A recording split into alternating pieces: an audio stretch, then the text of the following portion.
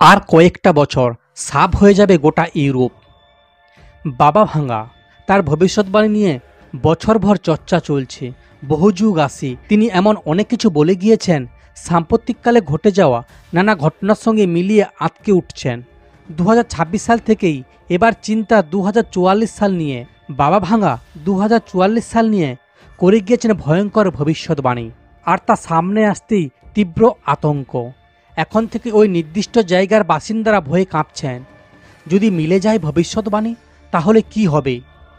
কে কোথায় যাবেন? পরিস্থিতি যাবে কোন দিকে?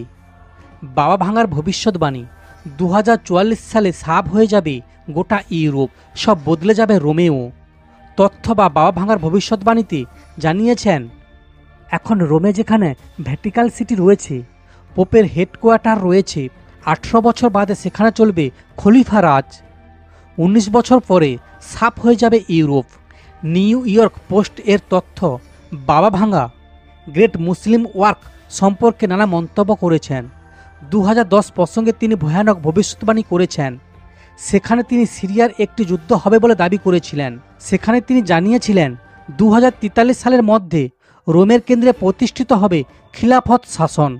বহু যুগ আগেই তিনি জানিয়েছিলেন বিশ্বের ধ্বংস 2025 সালে শুরু হবে, বিশ্বব্যাপী কমিউনিস্ট শাসন ফিরে আসবে। তিনি জোর দিয়ে বলেন যে একটি প্রাকৃতিক দুর্ঘটনার কারণে 5079 সালে পৃথিবী শেষ হয়ে যাবে।